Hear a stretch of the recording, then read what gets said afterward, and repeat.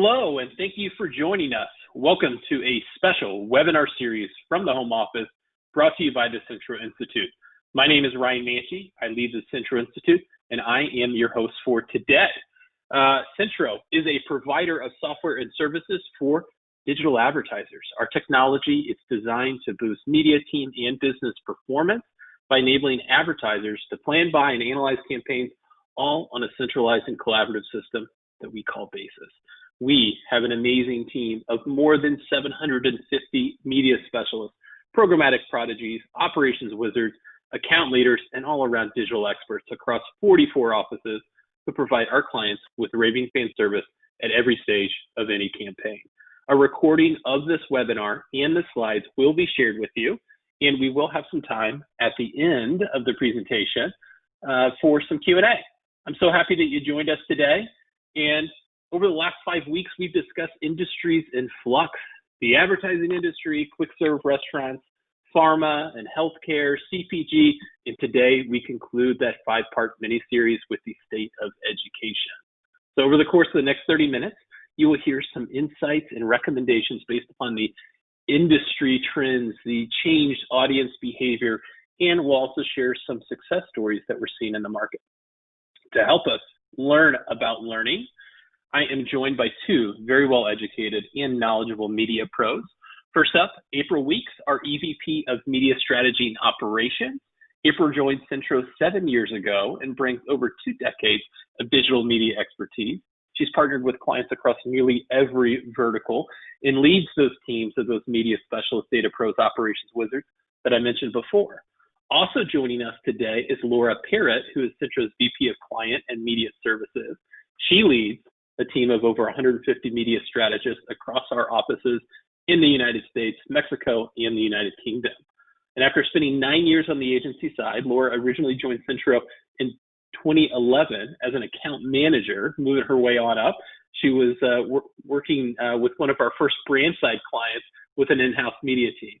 So she spent a year as VP of media at Sapient Razorfish, and then she rejoined Centro almost 2 years ago, and we are all better for it. So sharpen those number twos, or maybe make sure your laptop is charged up, and let's get learning. April, over to you. Great. Thanks, Ryan, and thank you to everyone for joining us today. As Ryan mentioned, as we wrap up our mini-series around our webinars of industries in flux, we really want to take some time today and focus on the education industry, and specifically higher education, and some of the impact that COVID-19 is having to colleges and universities. So, Ryan, if you want to jump to the next slide, I'll just give a very quick high-level overview of what we're going to talk about today. We'd like to start our conversation with just outlining some of the COVID-19 impact, and specifically some trends that we're seeing within the education industry. Then we'll transition and talk about teaching and learning post-COVID-19. And then before our Q&A today, we'll wrap up with Laura talking very specifically about some advertising and marketing implications. So with that, let's go ahead and jump right in and talk about some of the impact and the trends that we're seeing. So I thought it was really important for us to just really anchor ourselves and ground our conversation today in really understanding what the impact is for colleges, universities, and those in the higher education industry. It's estimated that 80% of the world's students, learners are being kept out of educational institutions because of all of the various closures that we've been seeing and experiencing across the country. And when you think about that, that is a very substantial number and has, downstream implication to colleges and universities across multiple areas of the business, everything from admissions to recruitment processes to finance and just day-to-day business operations. But let's go ahead and take a look at specifically what some of those impacts are.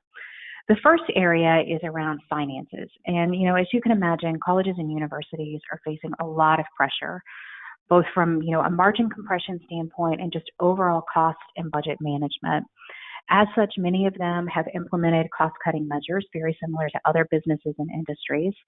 And we're also seeing pressure from, students and families and them having to make, difficult decisions about the affordability and their own personal impact to income and what that looks like for, prospective students looking to attend colleges and universities this fall, as well as returning students. Another component to this is just the international student population. Certainly there is an impact and potential loss of that student group, and that has a direct implication to tuition for many colleges and universities. Additionally, we're seeing through COVID-19 the emergence of various hybrid models. So all of the colleges and universities have had to quickly pivot and move to different ways of, distributing their learning, their education, the courses, and through that, we're just starting to see different ways that universities and colleges are addressing this. And through that, we're starting to see, remote education become very mainstream. But prior to COVID-19, it's estimated that 70% of U.S. colleges and university faculty had actually never taught virtually before. And so moving into that space and having to adapt and pivot very quickly, has certainly, been something that they have all had to deal with. And I think by all accounts have been doing a really good job of doing so. But as we're unsure of the long-term impact of COVID-19 and what that will have on the college experience and how faculty interact with their students, we fully anticipate that the remote education and learning is going to become mainstream. And then finally, with this, we're seeing new entrants in terms of education. For years, we're all familiar with online universities and online learning programs, but because of this, we're now actually starting to see new opportunity for entrants into the education sector that maybe previously were not, including some in the private marketplace, which we'll talk about, and what kind of role they might play going forward in terms of overall higher level education. Transitioning to talk about not only some of the impact, but with that comes challenges and opportunities. And there's really 5 key areas that we've seen across colleges and universities. The first of which is just typically education is countercyclical to recessionary times. I mean, normally when you look back, research will tell you that when we're in a recession, student population and attendance typically increases. A lot of, students who might be trying to enter the workforce because it's a very soft job market may actually make the decision to go on and continue their education and pursue an advanced degree, an MBA or something of that nature. However, right now we're unsure if that's going to be the typical behavior that we're going to see right now within COVID-19. It's just a little bit too early to know if that's going to happen in terms of what's happening with our overall economy, or because of some of the financial implications at a very personal level to students and families, will that not be the case here? Additionally, we see a lot of access and options that start to open up, and that significantly increases in the college and university sector around education. If you think about, often there's conversation about, in-state versus out-of-state college attendance, the tuition and the financial implications that come with that. But if more colleges and universities start moving to e-learning and that becomes mainstream, that certainly changes the accessibility and some of the options that students are given. We're already seeing flexibility and shifts in timelines in terms of admission, recruiting processes. We know that ACT, SAT testing has either been canceled recently, it's being pushed out to summer months. And, certainly that has downstream implication to how colleges and universities will adjust their admission processes. Through some research, we uncovered that, right now it's estimated around 163 universities have already started making changes to their admission requirements or the process. And as of late March, 17, and albeit that's a small number, but 17 colleges had started dropping testing requirements for admission. So the full impact of that still remains to be seen, but certainly it's creating an opportunity for those in the education industry to rethink maybe how they're going to address those admissions and those requirements. Also with that comes the removal of geographic barriers. Similar to what I mentioned around in-state versus out-of-state, with the role that technology can play in e-learning and distance learning and education, that can potentially shape how classrooms look, how the size of classrooms, what may have previously not been an opportunity that could have been accessible to a student because of a college or university's location, now that may become accessible because you're removing the geographical barrier that may have existed there. And then finally, just in terms of the business model and the tech advancements, it's likely that we're going to see, large technology companies lean in, provide support, and play a larger role in helping, those within the education industry really frame up how they want to introduce and really implement long-term e-learning type of programs. In addition to that, prospective students are actually shifting their plans and rethinking what they're going to do. This was some really interesting research that 70% of prospective students are rethinking their plans, with 35% giving serious consideration to taking a gap year. Given the current circumstances and just not knowing how long it's going to last and what the implications may be, really thinking about maybe taking a year off and delaying a 4-year education. And then another 35% are considering just part-time. And again, part of this could be due to financial constraints or concerns that they're feeling personally and within their families, but also it just really speaks to the level of uncertainty that a lot of students have about, what's the right move for them and how are they going to navigate the current situation. But as we know, certainly with the relief package, there's, a very high level of awareness of what's happening across a number of different industries, and the education industry is no different. And $14 billion of the relief package is slated to go to higher education. So what becomes really interesting is, how do universities react to that? We know that already student loans, there's a lot of attention being paid there and some flexibility and options being offered, with federally held loans currently sitting at a 0% interest, and there being some, lessening of requirements and guidelines around payments and things of that nature. But, through all of this, it's going to be interesting to see, because it could be very likely that some smaller universities may need to close or potentially consider merging with larger institutions and coming together to really make sure that coming out of this and on the other side, they're in a very strong, favorable position. And then, finally, before we transition and talk about what, teaching and learning looks like through the pandemic, I thought it would be really interesting for us to just share with you some post-pandemic predictions and things that we're seeing based on some of our research. And the first area is innovation. As we've talked about, traditional learning is going to be changed, and likely it's going to have a long-lasting impact. The degree to which I think still remains to be unseen, but with the advancements in technology, things like VR, live broadcast, it's really an opportunity for those in the industry, and specifically at the college and university level, to really put, a lot of thought into how they can use technology to further advance curriculum and programs and make sure it's accessible to students. Additionally, we're likely to see public and private partnerships. As I mentioned, we already know that large tech companies from the private sector are likely to lean in, provide additional support, provide help, and really come together and make sure that coming out of this, colleges and universities have what they need and are able to leverage programs to really support ongoing long-term education and learning. But with that, there's almost a shadow side to that, and it could potentially be a widening of the divide. If all access to higher education, or a substantial portion of access to higher education, becomes dependent upon technology, we could see where there's a more pronounced divide based on geography in communities where potentially there's less access to technology. So just things that, we all should be mindful of, and things that should remain top of mind as we think about what happens coming out of the pandemic, and the changes that we're going to see within the education, the institutions, the colleges, and the universities. So with that, I would love to transition and turn it over to Laura to talk more specifically about what we can see within the teaching and learning environment. Great. Thank you, April. Hi, everyone. So jumping in a little bit to what the implications are for marketers going forward. In terms of teaching and learning after COVID-19, there are 3 key buckets of anticipated consumer shifts that we need to be mindful of as marketers. First of all, from a technology perspective, we're all already seeing increased adoption of platforms like Zoom and Microsoft Teams.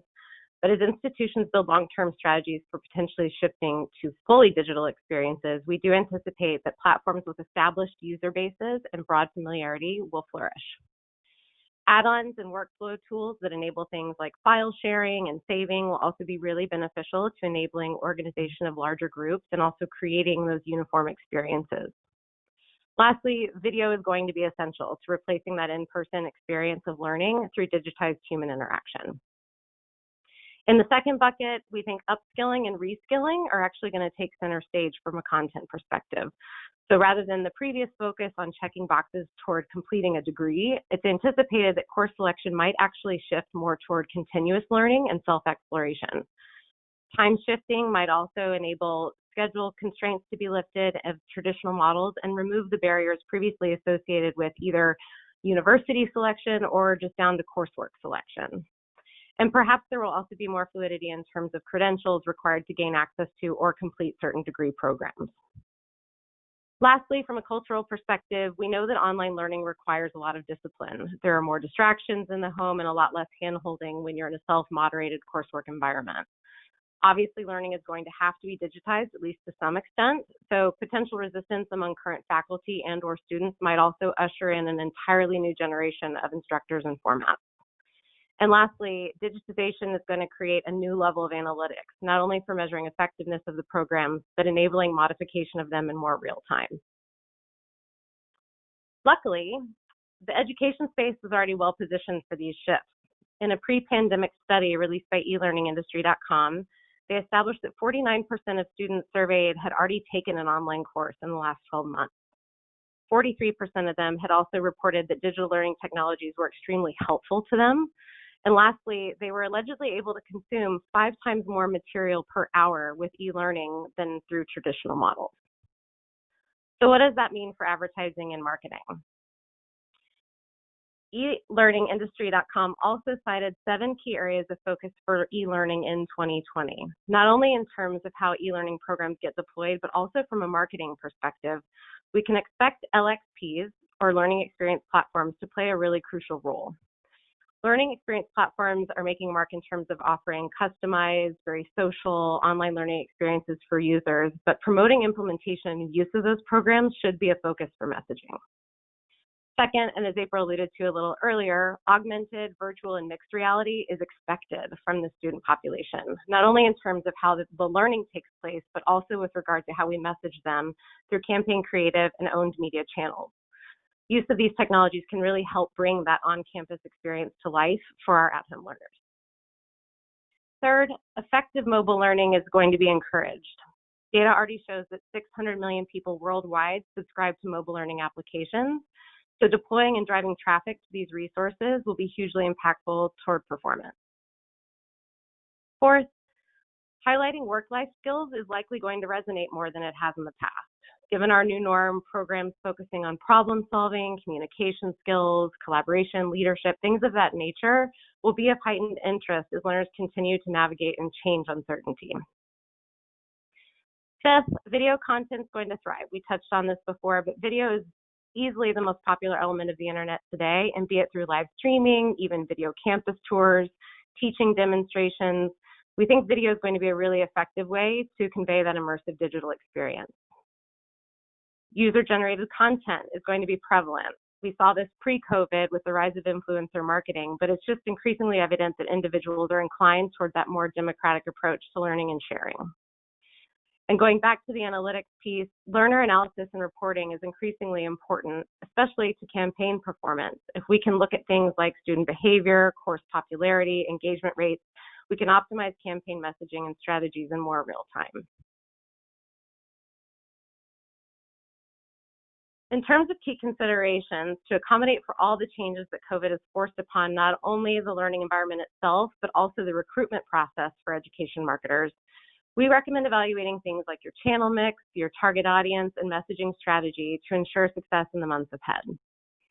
From a channel mix perspective, we're seeing education marketers shift from the mindset of precision targeting through things like CRM and lookalike models to deploying more upper funnel and awareness building strategies. Especially as it pertains to building awareness among a younger demographic, we might recommend increased allocation to things like video, social media, native executions. And we're actually seeing our education marketers lean into opportunities and platforms like YouTube and TikTok with greater interest than ever before. With regard to targeting, there's also likely to be some increased importance around reaching and informing new audiences, staff, parents, people who need to be informed about adjusted offerings, specialty coursework, other opportunities inside of the education environment.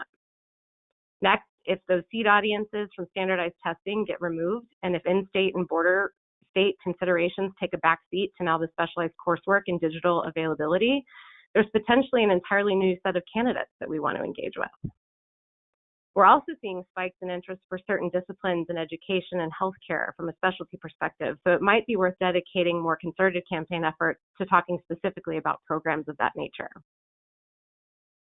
Lastly, when it comes to messaging, it's important to consider things like empathetic copy, updated landing pages, microsites, and maybe even embedding chatbot functionalities to address the audience's uncertainty and elevated need for more information.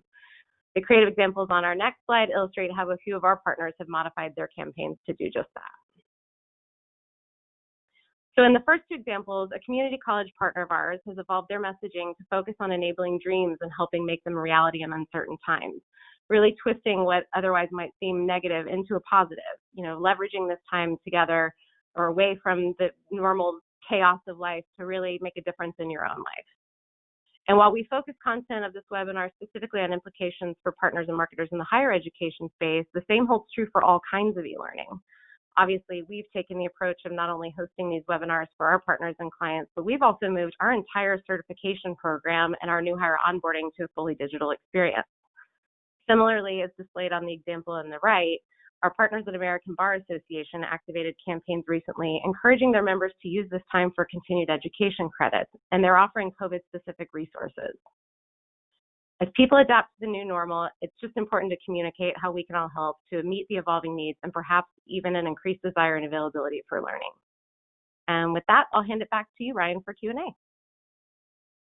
Awesome. That was great. Thank you so much, Laura and April. We are in our Q&A time. It looks like a few folks have found the questions tab in the GoToWebinar app. If you've got any questions that you scribbled down or anything popped up for Laura or April, go ahead and plug those in there and we'll see how many that we're able to get to. I will say that a recording of this webinar as well as the slides will be sent out, emailed to everybody. I feel like that's always a question that we get, so I'll just reiterate that. So I guess the first one that we've got here, that even just coming across that creative example, Laura, that you showed for the ABA, and thinking about some other like e-learning opportunities outside of just higher learning, right? Universities. Do you have any thoughts on best practices for other professional organizations, continuing education programs? Yeah, it's a great question, Ryan. I think the other place that we've seen sort of a shift in behavior historically, especially for our B2B customer segment, it's been challenging sometimes to drive to longer form content, things like white paper downloads, and we're certainly seeing that behavior shift as well. So I think just taking fresh set of perspective or putting fresh eyes on what we historically believe to perform or may not work, I think now's the time to sort of test the new norms and see if the same sort of learning and application applies beyond just what we consider to be true e-learning education opportunity, and just more about informing audiences and doing so in formats that can be immersive and might require a bit more time and attention span. Perfect. This one I think could be for either one of you. A question specifically from Diana about how, if we've got any data regarding how this is impacting Hispanics, and I would say even broaden it out to across various demographics. I feel like it may be too early to have too much insight there, but as you guys were doing some research and had some conversations, anything you've come across with various demographics and maybe even specifically Hispanics? Yeah, I'll take that one too. To date, no, we've not specifically dug into the implications for Hispanics. However, our strategic insights team is plugging away on this stuff on a daily basis, so we will definitely add that to the list for them to look into. Ryan, I think you're right. It may be a bit early to tell, but I anticipate there will be information available to that, and we will certainly make sure it gets routed around. Yeah, I mean, I think the quick thought I got there to add in my own opinion, I feel like Hispanics, essentially over-index, right, for mobile accessibility in smartphones. So I think one of the trends that you highlighted of kind of shifting towards mobile learning, a great opportunity to be able to tap into that and potentially highlight that, especially if those learning programs and systems are available in that mobile-friendly environment. We've got quite a few to go through. Let me see what we've got. This one around targeting criteria. Any new targeting criteria? The questions around specifically for graduate students, but again, I think I kind of broadened it out a little bit. Laura, you talked about maybe some ways to kind of rethink what we've done in the past, what may be available, and kind of look at an even more expanded audience. But any additional targeting recommendations or thoughts there? Yeah, I think what we're seeing now is basically what we would consider seed audiences or models that we can build target pools off of. They're kind of being turned upside down, right? It's almost a clean slate with regard to the accessibility opening things up, people's financial timelines changing. So where we're seeing a lot of the reaction from the advertisers we currently work with in this space take hold is really backing that up a little bit, leveraging some of those more awareness building tactics, and then letting things like the machine learning and also the analytics point us in the right direction and kind of tell us who the new audiences are. Obviously, we can still layer in any sort of databases that we're able to action off of legally, of course. And then also there's still third-party opportunities from a data purchase perspective. I think we just have to sort of expect the unexpected and kind of, like I mentioned earlier, take that like fresh set of eyes, clean slate approach to understanding who really is going to be responding to the outreach in this sort of environment. That's great. April, one for you. This question from Ed. We received a question from a client asking if they should pause their campaign until the fall. Any specific points to give them on why they should not be pausing right now? I feel like it's probably a question many folks are struggling with. Any thoughts there on pausing the campaign or shifting budget to maybe later in the year, and why that may be a mistake? Sure. It's a really good question. And to your point, Ryan, one that I'm sure, is top of mind for a lot of folks in the industry. My personal belief and recommendation based on reading and just, kind of past experience is I would encourage folks to continue spending. I think some of the things that Laura highlighted in terms of maybe how to shift your messaging, tactics, maybe broadening just to stay more top of mind and build awareness. But, the reason I feel strongly to stay in market and continue advertising is, while yes, there are a lot of changes happening, there's still going to be a need for higher education. There are students who are looking for information and looking to make decisions. And, certainly you don't want to miss an opportunity to be in that consideration set or to provide information. And I think, the colleges and universities that really, adapt their strategy and think about how this changes not only their admission requirements, but their recruiting, with the inability of having on-campus, events and things of that nature. I think this is where you can lean in to advertising and marketing opportunities, and specifically digital through social, YouTube, the use of video, things of that nature. I think it actually creates, a pretty rich space to be creative in terms of the message and how you want to reach the audiences. And, at some point when things do return back to normal, although it may look a bit different than what it did pre-COVID-19, you want to make sure that your brand's there and that you have the opportunity to continue moving forward. Great. I love that, and kind of building off of that, of kind of selling through the idea that, okay, maybe we don't want to pause, but we want to rethink what some of these approaches are, and the recommendation of kind of shifting towards maybe more of those upper funnel, more of that approach. This question from Andrea, as we're potentially moving towards those more upper funnel approaches and broader audience messaging to inform audiences, what KPIs should be considered? What would you guys recommend? And I guess, what are we even recommending to many of the clients we work with today? Yeah, I'll take that yeah, one, I mean, unless go ahead. Okay, yeah, go ahead, Laura.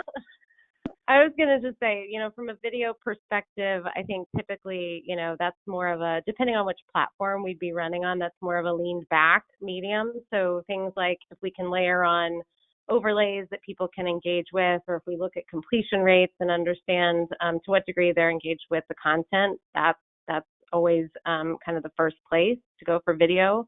From a social perspective, there's so much we can do now, especially if we're layering in the chat bots, which we've mentioned.